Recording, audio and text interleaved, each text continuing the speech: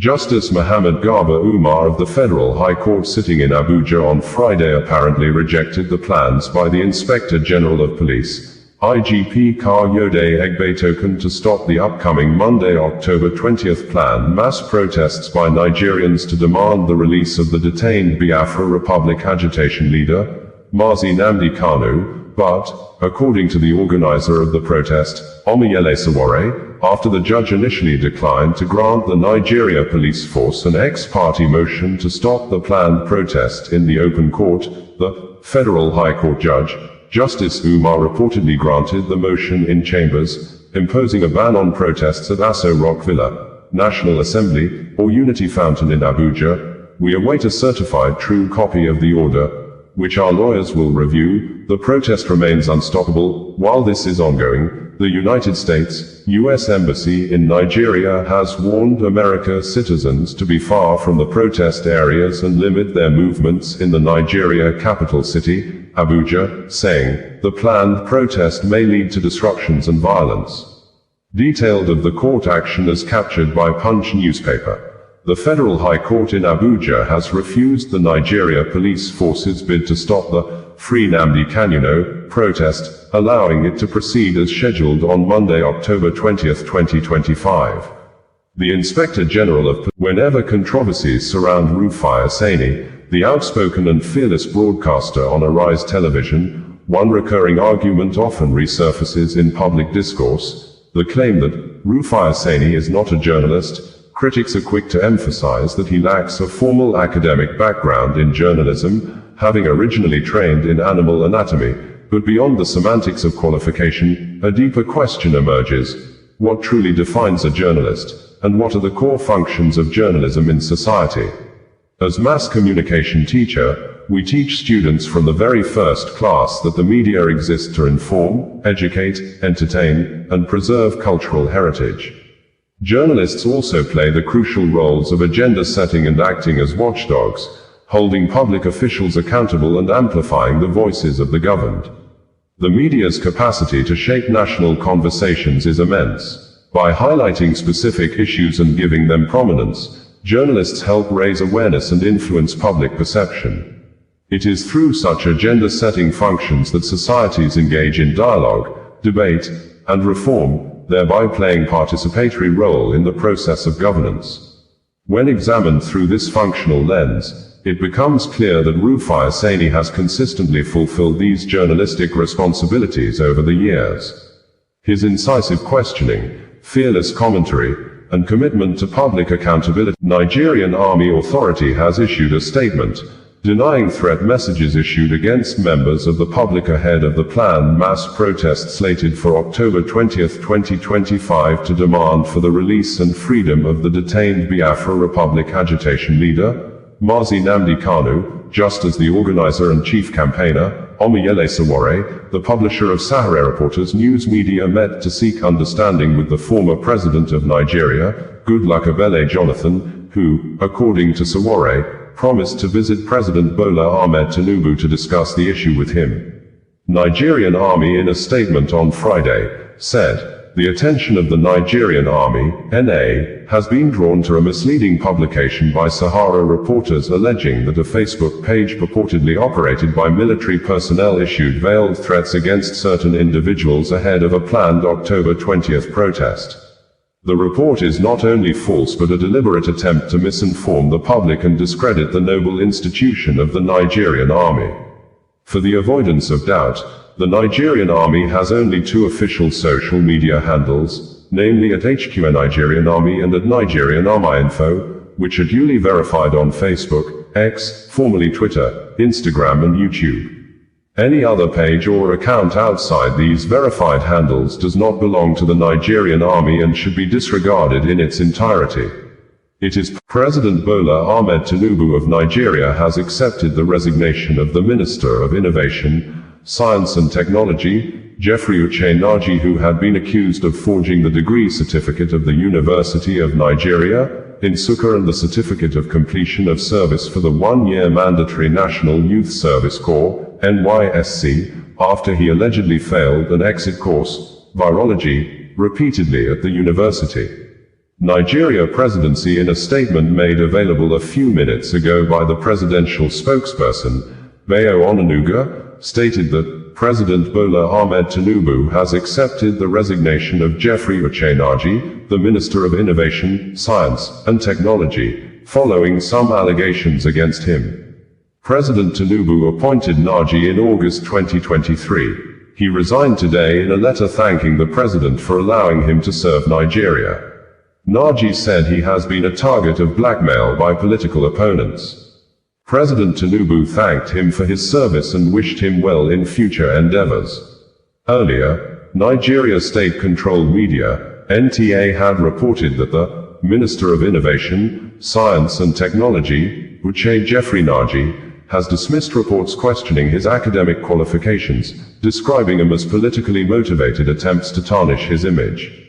The minister has firmly defended the authenticity of his university. Princess Ola Torera Maje Kadunmianiru from Ogun State and a Commonwealth Award winner who is currently pursuing a master degree in law has called on the federal government of Nigeria under the leadership of President Bola Ahmed Tinubu to immediately release the detained Biafra Republic agitation leader, Mazi Nnamdi Kanu, stating in a statement personally signed and made available to Media Newsroom on Monday, that 10 years of detention without conviction is a grave violation of the fundamental human rights of Mazi Nnamdi Kanu, specifically stated verbatim that the continued detention of Mr. Kanu without conviction is not merely a legal anomaly. It is a profound failure of justice and a grave violation of his fundamental human rights. His prolonged detention exposes the widening gap between Nigeria's constitutional expectations and the daily realities of citizens. We must have a justice system that acts with both fairness and decisive strength, not one ensnared in endless procedural limbo and mired in public distrust. According to the princess, across the span of a decade, Mazi Nnamdi Kanu has endured one of the longest and most troubling pre-trial detentions in Nigeria's history. Arrested in 2015, accused, pleading not guilty, and never convicted, he remains confined in a blatant defiance of the most fundamental human rights principles. Where is justice when a man stands unconvicted? Volodymyr Zelensky, the president of Ukraine, may have given a clearer picture on how some companies are apparently aiding and making more money from the ongoing war in his country Ukraine, saying, "Since the start of the war 4 years ago, some unnamed companies in the United States, US, United Kingdom, UK, China, Germany, Taiwan, Switzerland, Japan, Korea Republic, Netherlands are producing components Russia under President Vladimir Putin is using to produce weapons of mass destruction to kill his people." This, Zelensky in his own words said on Monday that in the fourth year of the full-scale war, Russia continues to obtain components for producing weapons. During the massive combined strike on Ukraine on the night of October 5, Russia used 549 weapon systems containing 102,785 foreign-made components from companies in the United States, China and Taiwan, the United Kingdom, Germany, Switzerland, Japan, the Republic of Korea, and the Netherlands. Nearly 100,688 of foreign-made parts were in the launched attack drones, about 1,500 were in Iskanders, 192 in Kinzhal missiles, and 405 in Calibers. Zelensky stated this in a statement made available through his personal social media. Two separate courts in the Nigeria Federal Capital Territory, Abuja, on Tuesday fixed October 27th and November 20th, 2025 for the commencement of the lawsuits brought before them by the founder and publisher of Sahara Reporters, Omoyele Sowore, and the Department of State Service, DSS, over issue of posts published on X and Facebook social media platforms that allegedly described President Bola Ahmed Tinubu as a criminal after the president allegedly said there is no more corruption in Nigeria while the president was speaking at an event in Brazil in the month of August 2025. According to Omoyele Sowore's lawyer, Tope Temokin, today, at the Federal High Court in Abuja, Proceedings commenced in the historic cases filed by rights activist Omoyele Sowore challenging the clampdown on free speech and political expression by the Department of State Services, SSS, in collusion with global social media giants Meta, Facebook, Instagram, and X Corporation, Twitter. The suits are Omoyele Sowore vs. SSS and Meta, FHC, ABJ, CS, 1887-2025. Omoyele Sowore vs. SSS and X Corporation, FHC, ABJ, CS, 1888-2025. Sowore was represented by a formidable team of lawyers, led by Israel Prime Minister Benjamin Netanyahu on Friday stated that many world leaders who do come out publicly to condemn the Israel war in Gaza, do privately thank Israel for staging the war against Hamas, and according to Benjamin Netanyahu, the world leaders tell me how much they value Israel's superb intelligence services that have prevented time and again terrorist attacks in their capitals, time and again saving countless lives. General George Keegan, former head of U.S. Air Force Intelligence, once said, if the United States had to gather on its own the intelligence that Israel gives us, we would have to establish 5 CIAs. This past June, when Israel struck Iran's nuclear facilities, German Chancellor Merz admitted the truth. This, Benjamin Netanyahu stated when the speech was being broadcast live via huge loudspeakers that were placed on the Gaza border while the Israel Prime Minister, Benjamin Netanyahu, was speaking at the United Nations General Assembly, which, his appearance drew a mix of applause and protest, with some delegates walking out of the hall as he took the stage. You know deep down that Israel is fighting your fight. I want to tell you a secret. Behind closed doors, many of the leaders who publicly condemn us, privately thank us, Benjamin Netanyahu stated in response. Prime Minister Benjamin Netanyahu reiterated and blamed the Israel war in Gaza on Iran, saying, Iran terror axis threatened the peace of the entire world. Some parts of the long speech by Prime Minister Benjamin Netanyahu at the United Nations General Assembly are presented verbatim below. Mr. President, the families of our dear hostages languishing in the dungeons of Gaza, ladies and gentlemen, last year, I stood at this podium, and I showed this map. It shows the curse of Iran's terror axis. This axis threatened the peace of the entire world. It threatened the stability of our region and the very existence of my country Israel. Iran was rapidly developing a massive nuclear weapons program and a massive ballistic missile program. These were meant not only to destroy Israel, they were meant also to threaten the United States and blackmail nations everywhere. From Gaza, Yahya Sinwar dispatched waves of Hamas terrorists. They stormed into Israel on October 7th and committed acts of unspeakable savagery. From Lebanon, Hassan Nasrallah had launched thousands of missiles and rockets at our cities, terrorizing our citizens. In Syria, the murderous dictator Assad hosted Iran's forces, tightening a noose of death around our throats. In Yemen, the Justice James Omotosho of the Federal High Court sitting in Abuja on Friday ruled that the detained Biafra agitation leader, Nnamdi Kanu, has case to answer, because the Nigeria government prosecution team have provided some evidence that requires explanations from the detained Biafra leader. This, the coordinating lawyer to Nnamdi Kanu, Barrister Aloy Ejimakor, said the judgment of the court does not mean Nnamdi Kanu has been pronounced guilty. Rather, the ruling indicated that he should give explanations to certain evidences the federal government of Nigeria brought before the court. It would be recalled that the ruling on the no-case submission filed by Nnamdi Kanu that was earlier slated to be held on October 10, 2025 was abridged and rescheduled to Friday the 26th of September 2025. Justice James Omotosho also rejected request by Kanu to be transferred from custody of the Department of State Services, DSS, to the National Hospital Abuja for medical examination over alleged deteriorating health issues.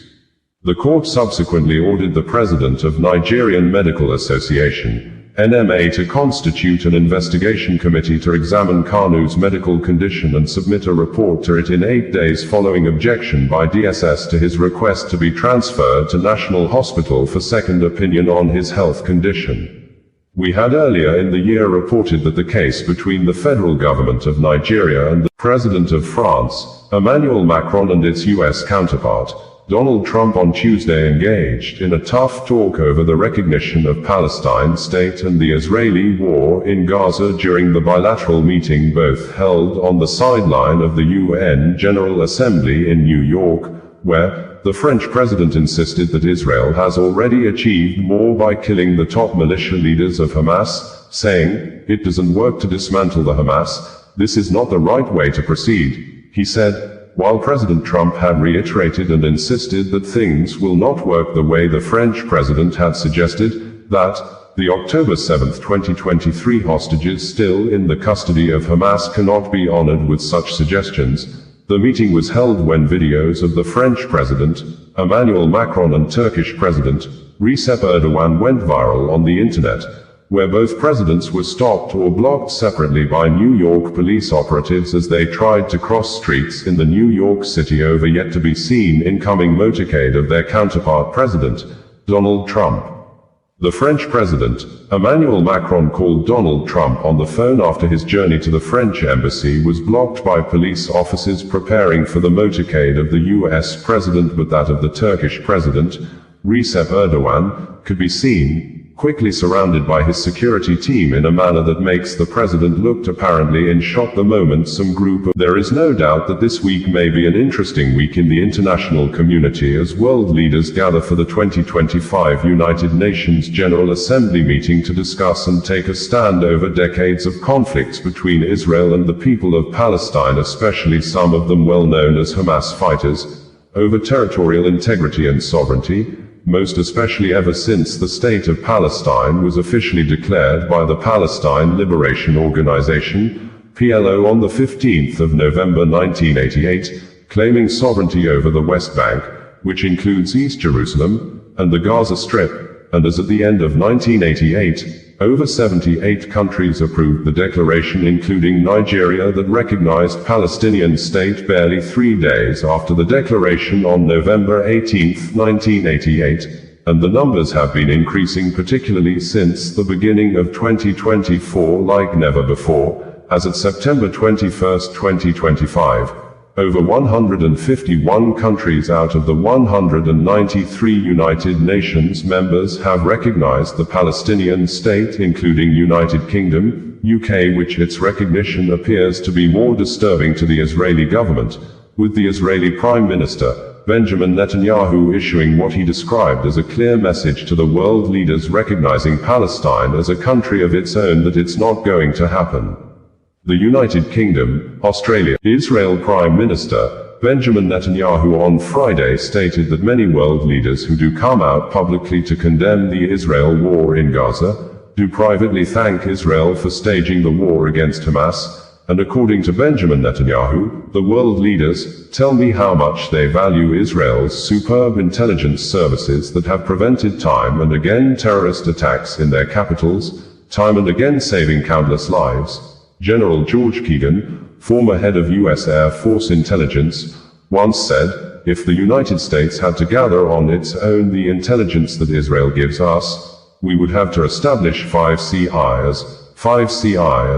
This past June, when Israel struck Iran's nuclear facilities, German Chancellor Merz admitted the truth.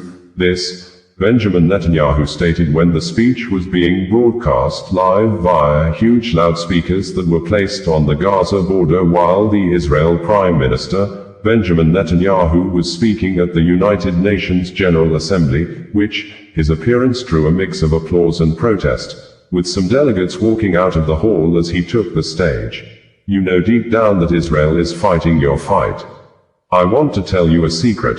Behind closed doors, many of the leaders who publicly condemn us, privately thank us," Benjamin Netanyahu stated in response. Prime Minister Benjamin Netanyahu reiterated and blamed the Israel bringing you the news in a more digital way.